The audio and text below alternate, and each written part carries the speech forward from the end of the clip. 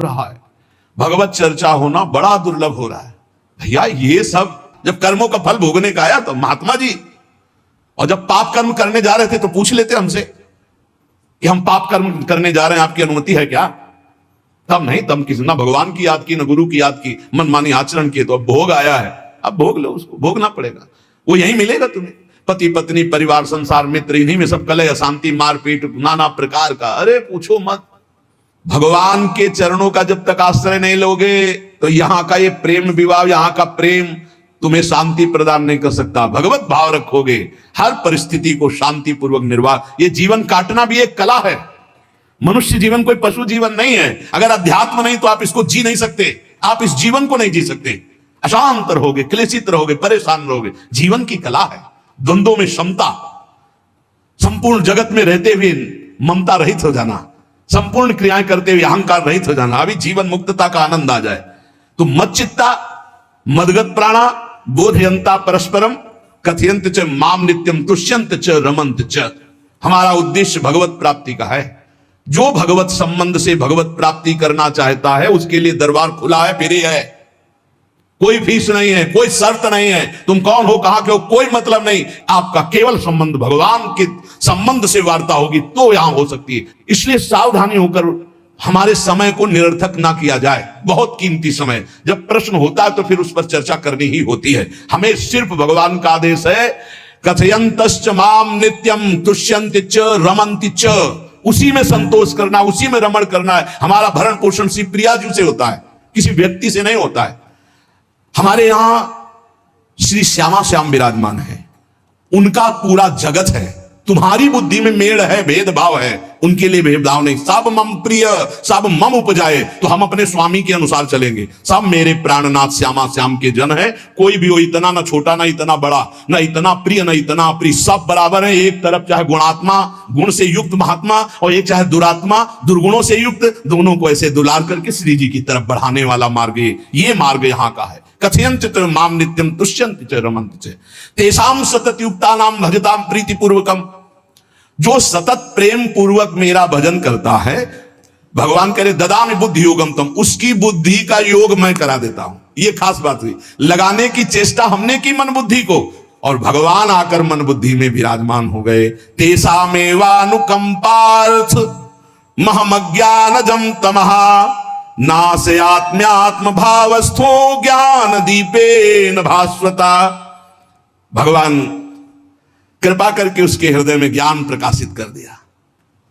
जब कोई सतत भजन करता है, प्राण प्रभु को समर्पित कर देता है, चित्त प्रभु में लगाए हुए प्रभु की चर्चा, भगवान उसके अंदर ज्ञान प्रकाशित कर देते, तो वो अनात्म भाव जो देह भाव था उसका नाश हुआ और वो भगवत भाव में स्थित हो जाता है। भगवान कह रहे हैं मत चित्तः सर्वदुर्गाणि मत प्रसादात् तरिष्यसि। जब कोई मेरे में चित्त लगाता है तो मेरी कृपा से सारे दुर्गुणों का नाश हो जाता है। महात्मा तो भगवान बनाते हैं। करो सत्य ते साधु समाना, मैं उसे साधु बनाऊं। हमारा कर्तव्य, हमारा चित्त प्रभु में लग जाए। मेरा चिंतन करो, भगवान का आदेश है। बस खास बात है चिंतन। हमारी प्रारंभ से विशेष श्रद्धा इसी बात में रही गुरु शब्द पे कि रात दिन कोई भी चेतना युक्त क्षण ऐसा ना जाए जिसमें भगवत विमुख होता हो। बस इसी बात की साधना जीवन भर रही। प्रारंभ में गुरुदेव ने कह दिया, जब तक चेतना है तुम्हारे में तो तुम्हारा जागृत अवस्था का चेतना युक्त एक भी क्षण व्यर्थ नहीं जाना चाहिए। तो गुरु कृपा से यही प्रयास रहा है कि हमारा एक भी मिनट भगवान से विमुख न जाए। पूर्व में ऐसी स्वभाव वृत्ति बनाई थी कि लोगों को यह शंका होती थी कि ये बोल पाते हैं कि नहीं बोल पाते हैं, अर्थात इनके वाणी है कि नहीं है। मूक, मौन, जटाओं का बोझा, एक वस्त्र, बस शांत। बुलाया गया, घंटा बजा तो पहुंच गए, प्रसाद ली, उसमें एकांत, हर समय मंत्रा। कथा में बैठे हैं, अनुकूल वचन आया तो सुन लिया, नहीं पूरा का पूरा सत्संग ऐसे ही चला गया। हमारा मंत्र चल रहा है, एक क्षण भी मंत्र से विलग नहीं। हमारा कर्तव्य है केवल चिंतन। चिंतन करोगे तो अभी मुक्त हो, अभी परिणाम में नहीं। अभी हम राधा बोल रहे हैं, अभी प्राण निकले, अभी श्री जी के पास पहुंच जाएंगे। भगवान की कृपा का बल और साधन का तुम्हारा पूरा प्रयास, प्रयत्न, ध्यान रखो, दो से सिद्धि प्राप्त होती है। भगवान की कृपा का बल और आपकी पूरी साधना का प्रयास, प्रयत्न, कायरता नहीं। भगवान की कृपा का बल और तुम्हारा पूरा प्रयास, पूरा प्रयत्न, देखो, भगवान की दर्शन वृत्ति हृदय में जागृत हुई ध्रुव जी के पद को लेकर, कामना को लेकर। मैं भगवान का साक्षात्कार करूंगा, उनसे वरदान मांगूंगा कि मुझे सबसे श्रेष्ठ पदवी की प्राप्ति हो। चले, भगवान नारद जी मिले। पहला प्रलोभन, चलो अभी तुम्हें इस सम्राट पद पर नकार दिया। फिर भय, सांप हैं, बीछी हैं, जंगल के बड़े, और फिर यक्ष राक्षस, न जाने कौन कौन है। तुम अभी बालक हो, तुम्हें खा जाएंगे, तुम क्या तपस्या करोगे, क्या भजन? नहीं, इससे भी नहीं टिके। कुछ भी हो, कदम वापस नहीं जाएंगे, अब तो हरि की प्राप्ति। तो गुरु मंत्र दे दिया। 6 महीने बहुत ही देह भाव रहित होकर उच्च कोटि की साधना की। बालक होने पर यही मथुरा में, मधुपुरी में देह भाव रहित होकर के, क्योंकि जंगल में ऐसे ऐसे मच्छर बड़े बड़े ना, एक मच्छर मारे तो पूरा होश खराब हो जाए, पूरी चेतना जागृत। तो उस 5 वर्ष के राजकुमार के शरीर में कितने मच्छर चिपके रहे होंगे, क्या क्या भयावह। हमने तो सेनपुर में देखा, आसन लगा बैठे, काला नाग सांप ऐसे फुसकार रहा है। पूरा दृढ़ निश्चय है कि अगर ये काटने का समय है तो काट लेगा, नहीं काटना तो बिल्कुल नहीं काटेगा, बैठे रहो। वैसे पास से निकल गए, छाती से भी निकल गए हैं। निश्चय है कि अगर काटना है काटेगा। सैकड़ों बिच्छू, कभी ऐसे डंक नहीं मारा। और अगर काटना हो, मारना हो ना, तो बढ़िया महल में बैठे हो तो वहां जाके काट लेंगे। ध्रुव जी अपनी निष्ठा से कभी नहीं विचलित हुए। अब जब भगवान सामने आए तो आखिरकार 5 वर्ष के बालक घबरा गए। भगवान का तेज, भगवान का रूप, भगवान की महिमा। भगवान मुस्कुराए, कृपा दृष्टि से देखे, बल मिला, भगवान को देख पा रहे। अब मन में आया कि मैं स्तुति कैसे करूं, क्योंकि कोई ज्ञान तो है नहीं। भजन किया, भगवान की प्राप्ति हो रही, लेकिन अब कोई ऐसा ज्ञान तो है नहीं जिससे भगवान का स्तवन करे। भगवान की तरफ देख करके कुछ कहना चाहते हैं, पर क्या भगवान को कहें ये ज्ञान नहीं। तो भगवान ने अपने ज्ञान स्वरूप शंख का ध्रुव जी के कपोल पे स्पर्श करा दिया। जो भगवान कह रहे, ज्ञान तो मेरी कृपा से होता है। अभी पीछे श्लोक में भगवान ने कहा, तेसा मेवानुकंपार्थम महम ज्ञानजम तमः नाशयाम्यात्म भावस्थो।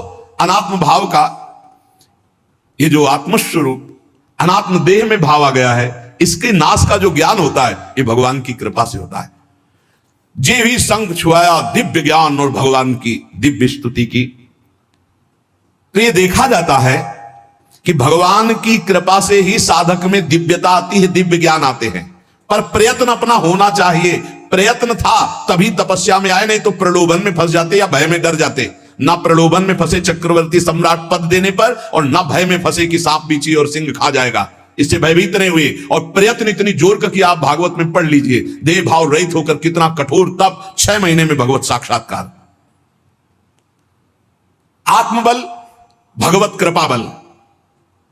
ये मन है बहुत डराता है, कैसे जिएंगे, बुढ़ापे में कौन सेवा करेगा, क्या दुनिया का प्रपंच खड़ा कर देता है। इसको इसी ज्ञान से काटो, भगवान है ना, भगवान सब करेंगे। भगवान के लिए हमने जीवन दिया है, ये जीवन भगवान के लिए। अरे दिव्य हो जाओगे, रिद्धियां सिद्धियां हाथ जोड़े खड़ी रहेंगी। भगवान जानते हो क्या भगवान है। हम एक बार भगवान के नाम पर अपने आप को न्यौछावर तो करके देखें। पर ये अहंकारी जीव मानता नहीं है, ये अहंकार का बल लिए रहता है। आसुरी प्रकृति है ये अहंकार। अहंकारम बलम दर्पम कामम क्रोधम च संश्रिताः। जिसके अंदर ये आसुरी प्रवृत्ति अहंकार होता है, उसमें काम क्रोध लोभ ये भरपूर होते हैं। कहां से भगवत प्राप्ति हो। जहां ये दुश्मन रहते हैं वो घर तो तुमने सुरक्षित दे रखा है दुश्मनों को। आसुरी प्रकृति को तुमने, अहंकार को अपना स्वामित्व दे रखा है। मैं वो अहंकार जिसके साथ प्रकृति लगती है। जब अहंकार और बढ़ जाता है तो ईश्वरो हम भोगी सिद्धो हम बलवान सुखी। तरंग से समुद्र नहीं होता, समुद्र से तरंग होती है। हम जितने भी हैं सब तरंग हैं उस परमात्मा की। वायु विकार नष्ट हुआ, समुद्र में ही लीन हो गए, ये बात है। लेकिन एक तरंग समुद्र नहीं पैदा कर सकती। एक सूर्य चमक रहा, कोई बन के सूर्य दूसरा चमक के दिखाए। बहुत सावधानी से उपासना करो। ये अहंकार, भगवान कह रहे हैं, भगवान ये जो अहंकारम बलम दर्पम कामम क्रोधम च संश्रिताः, इस अहंकार को नहीं मिटाया तो ये अनुभव कराने लगता है और 4 बोलने लगते हैं कि आप तो भगवान है। तो धर्म सम्राट करपात्री जी, इतने सिद्ध महापुरुष, और विश्वेश्वर विश्वनाथ जी की स्थापना करके रात दिन आराधना। काशी में बड़े बड़े सिद्ध महापुरुष भगवान शिव की आराधना करते, बड़े बड़े सिद्ध महापुरुष भगवती अंबा की आराधना करते। ये कौन सा ज्ञान प्रकट हो जाता है जो भगवत स्वरूपों का अपमान होने लगता है, मुझे यही समझ में नहीं आता। गुरु रूप से हमें शास्त्र के आचरण देने आए, मनमानी भ्रष्टाचार सिखाने नहीं आए। आज तक कभी कहीं भी भगवत स्वरूपों का अपमान महापुरुषों द्वारा नहीं हुआ। महापुरुष और भगवान में अंतर नहीं, पक्का मुझे विश्वास, हम तो चराचर जगत को भगवत स्वरूप मानते हैं, लेकिन आचरण कराने के लिए आचार्य गुरुदेव जैसे चले हैं वैसे ही चलना होता है। सदैव संतों ने अपने को अधम और तुच्छ और नीच कहा है। हनुमान जी जैसा कोई ज्ञानी, महाबली, कोई त्यागी, कोई ब्रह्मचारी, बैरागी, हनुमान जी जैसा कोई त्रिभुवन में द्वितीय हुआ हो तो बता दो। अतुलित बलधामम हेम शैलाभदेहम दनुजवन कृशानुम ज्ञानिनाम अग्रगण्यम। अरे जे गिर चरण दे हनुमंता चले सुगा पाताल तुरंता, हजार हजार को पकड़ के कछु मारिस कछु मर्दिस कछु मिले से धरि धूरी। अब विभीषण जी से कैसे परिचय बता रहे? प्रात ले जो नाम हमारा, तेहि दिन ताहि ना मिले आहारा।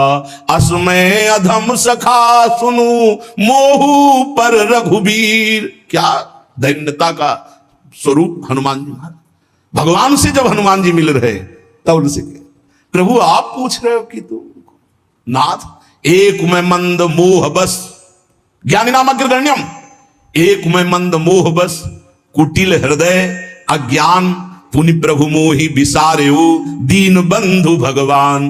जय प्रणतारित भंजन चरणों में लौट गए हनुमान जी महाराज। सबरी जी भगवान सामने बैठकर स्तुति करते हैं। जो नवधा भक्ति है वो उपदेश नहीं है, सबरी जी की स्तुति है। ये सब भक्ति सबरी जी में विराजमान, क्योंकि उसी समय सबरी जी भगवत धाम जाती है तो उपदेश तो उसको दिया जाता है जो आचरण में उतारे। सबरी जी तो सिद्ध महापुरुष अभी भगवत धाम जा रहे हैं भगवान के सामने ही।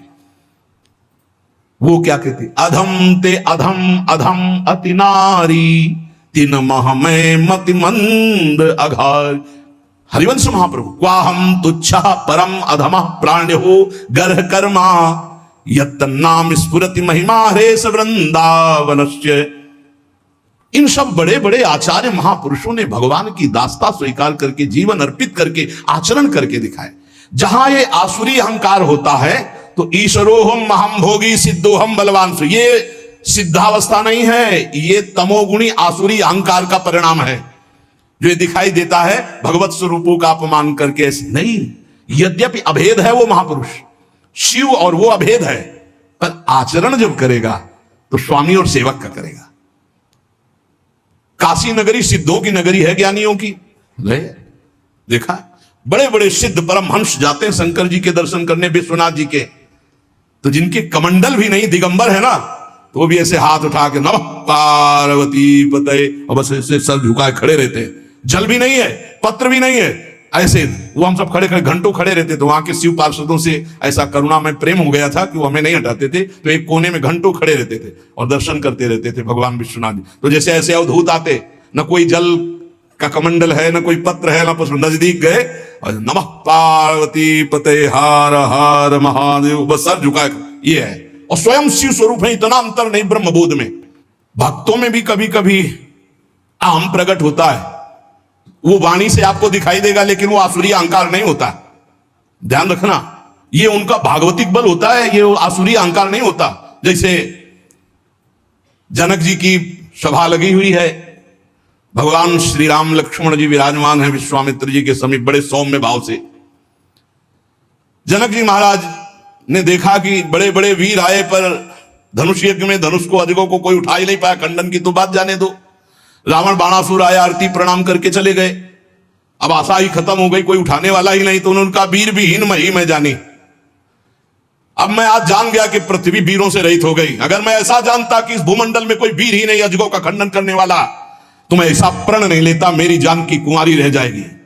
ऐसे विकल होके वीर विहीन मही में जाने।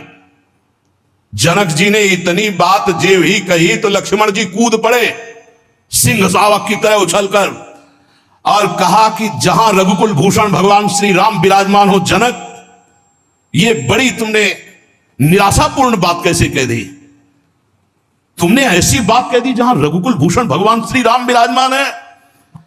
ताल ठोकी और कहा अगर इनका इशारा हो जाए, समझो, जो तुम्हारी अनुशासन पाऊं, कंदुकी ब्रह्मांड उठाऊं, काचे घट जिमी डारों फोरी, सकऊं मेरु मूलक जिमी तोरी, कमल नाल जिम चाप चढ़ाऊं, जो जन सत प्रमाण ले धाऊं। हे जनक, जहां रघुनाथ जी विराजमान होते वहां ऐसी बात नहीं कहते। तुमने ऐसी बात कैसे कह दी? अगर मेरे स्वामी का आदेश हो जाए अभी तो पूरे ब्रह्मांड को कच्चे घड़े की तरह तोड़ दूं। ये अजगौ पुराना 100 योजन एक बार में दौड़ते हुए जाऊं और इसको ऐसे कमल नाल की तरह तोड़ दूं, मेरे स्वामी का आदेश हो। यह अहंकार नहीं है। पहली बात कही, जो तुम्हार अनुशासन पावो, अगर मेरे प्रभु श्री राम की आज्ञा हो जाए। और लक्ष्मण जी ने एक बात और कही कि तोरो छत्रक दंड जिमि तव प्रताप बलनाथ। आज के बाद कभी धनुष स्पर्श नहीं करूंगा यदि मेरी बात झूठी हो जाए। आपके प्रताप से इसे बरसाती छत्ते की तरह तोड़ दूं इस अजगौ को, अगर आपका आदेश हो। तव प्रताप बलनाथ, यह अहंकार नहीं है, यह भक्त का भगवत प्रताप है।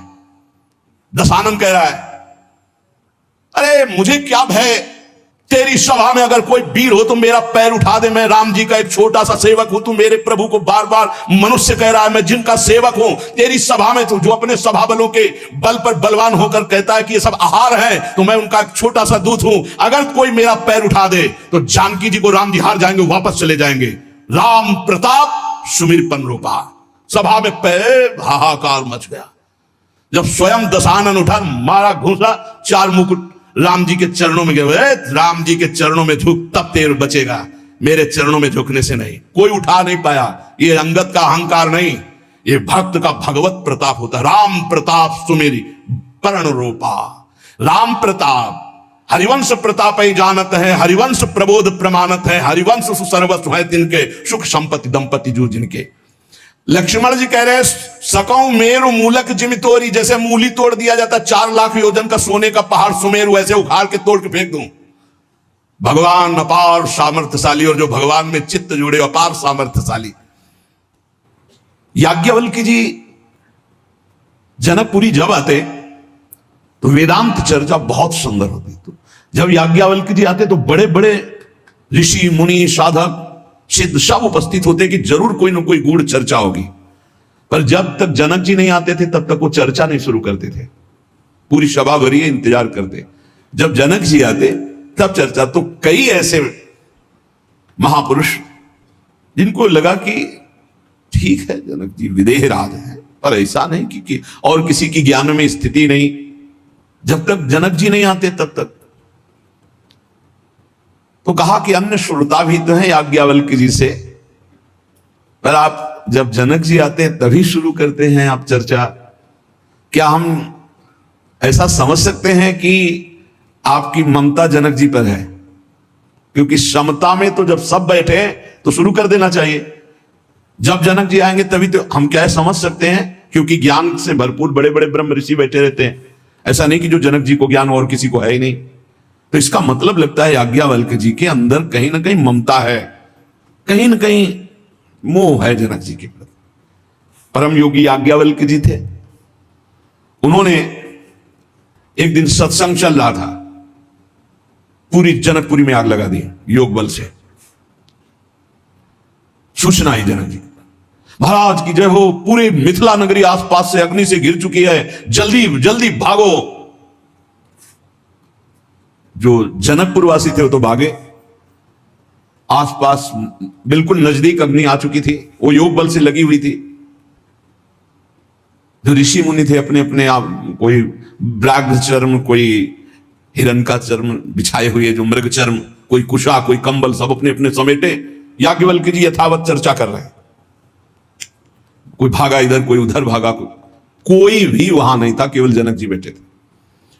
बार बार मंत्री आदि, महाराज राजमहल में भी आग लग चुकी है, लगभग पूरा राजमहल जल चुका है, आप महाराज सुरक्षित होइए, आप हटिए यहां से। शांत मुद्रा में बैठे याज्ञवल्क्य जी का प्रवचन चल रहा, केवल जनक जी सुन रहे। सर्वथा निश्चिंत भाव से वो कथा करते जा रहे और वो सुनते जा रहे, स्थिर बैठे रहे जनक जी। धीरे धीरे योग बल, किसी को पता नहीं था, योग बल से धीरे धीरे आग को शांत की। और तो नहीं आ पाए, जनकपुर वासी सब बड़े खेद में थे कि आग लग गई, ये जल गया, वो जल गया, वो जल गया। ऋषि मुनि बैठे रहे। फिर याज्ञवल्क्य जी ने कहा, विदेहराज जनक, सर्वस्व मिथिला में जल गया, राजमहल भी जल गया, बार बार सूचना हुई, सब महात्मा लोग अपने कमंडल आसन लेकर के हट गए, आप क्यों नहीं हटे? महल में आग लग गई, सर्वस्व नष्ट हो गया, आपको तो देखना चाहिए, आप राजा हैं। जनक जी ने कहा, महल की क्या बात, अगर इस शरीर में भी आग लग जाती तो हमें क्या फर्क पड़ता? नैनम छिन्नन्त शस्त्राणि नैनम दहति पावका न चैनम क्लेदेन्त्यापो न शोष्यति मारुता। क्या ज्ञान ये प्रवचन के लिए ही केवल है? ये अनुभूत विषय है। मेरी आत्मा है आग, वो इस शरीर को नष्ट कर सकती है, आत्म तत्व को नहीं, और मैं आत्मस्वरूप हूं, क्या फर्क पड़ता है? महल जल गया, जलने वाली चीज जल गई, शरीर जल जाता, जलने वाली चीजें जल जाएगी, आत्मस्वरूप में नहीं। सब महात्माओं की तरफ देखा याज्ञवल्क्य जी ने कि आप सबके पास क्या था, इनके पास तो पूरा राज्य भस्म हो रहा था, महल भस्म हो रहा था, शव स्थिति थी, आप अपना अपना बागंबर मृगचर्म लेकर। तो ब्रह्म ज्ञान केवल बातचीत का विषय नहीं है, स्थिति का विषय है।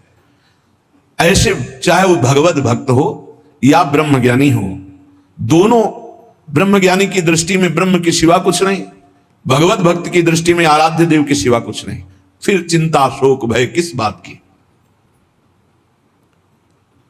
किसी भी स्थिति में विचलित ना होना, अपने आराध्य देव के चिंतन से, अपने लक्ष्य से ना हटना, यह परिपक्व अवस्था है, चाहे भक्त हो चाहे ज्ञानी हो। देखो, इतनी बात तो तुम्हें मानना पड़ेगा कि भगवान का दो स्वरूप है, एक चिदानंदमय स्वरूप है और एक ये मायाकृत स्वरूप है। भगवान ही वासुदेवा सर्वम। ये जो मायाकृत स्वरूप है ये नष्ट होगा, पक्का समझो। गुरु भगवान है, संत भगवान है, सब भगवान के स्वरूप है। ये जो मायाकृत है ये नष्ट होगा। गो गोचर जहां लगु मन जाई, सो सब माया जानो भाई, और इसका अंत होगा। इसमें पक्का विश्वास करो। जो अविनाशी चिदानंदमय भगवान का हमारे स्वरूप है, ना कभी कोई मार सकता है, ना काट सकता है, ना जला सकता है, वही हमारी आत्मा का स्वरूप है। सच्चिदानंद रूपा है। अब बाहरी तो फिर जहां हमारी मायाकृत दृष्टि देख पा रही, वो जलेगा, वो नष्ट हो जाएगा, आज नहीं तो कल। भाव मानना, हम भावना करते हैं मायाकृत से मायातीत की। हमारी भावना जो मायातीत की, उसे आग नहीं जला सकती। हमारे प्रभु की महिमा को समझो। प्रभु केवल प्राकृतिक नहीं है, प्रभु केवल छवि में ही नहीं है। विश्वास करो, वो तुम्हारे हृदय में है, तुम्हारे भाव में भी है, वो छवि में भी है, वो चराचर जगत में कहो सो कहां, जहां प्रभु नहीं तो अग्नि में भी प्रभु है। प्रभु खेलने के लिए अगर जमीन पे गिर जाते हैं तो तुम्हें गिरना दिखाई दे, वो खेलना चाहते, खेलो महाराज, फिर उठा के स्नान करवा दिया। अंग भंग हो गया कोई श्री अंग का, हम प्रभु के दूसरे नवीन रूप को। हमारी आराधना माया युक्त से माया मुक्त त्रिगुणातीत भगवान की है, इतना मानना पड़ेगा।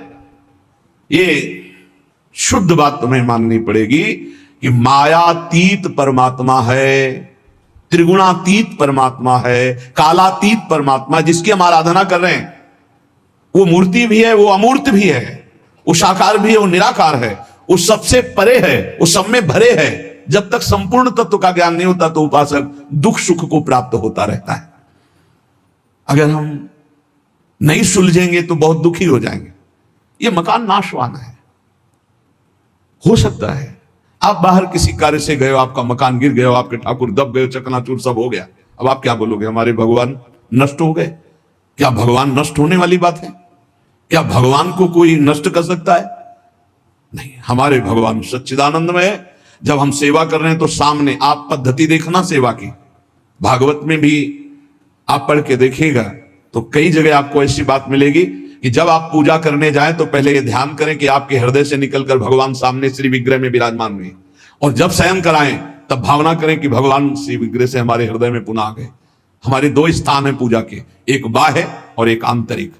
अगर ये रहस्य नहीं समझोगे ना तो फिर दुख सुख से युक्त होते जाओगे। आग लग गई, हमारे भगवान जल गए, ये बड़ी दुर्घटना हुई, आग आना बड़ा मंगल है। नहीं, बड़ा मंगल है, और पक्का कहते हैं बड़ा मंगल है, क्योंकि हमारे कर्म भस्म होते हैं। भगवान कृपा करके जो अमंगल है उसका वो भस्म कर देते हैं, उसका नाश कर देते हैं।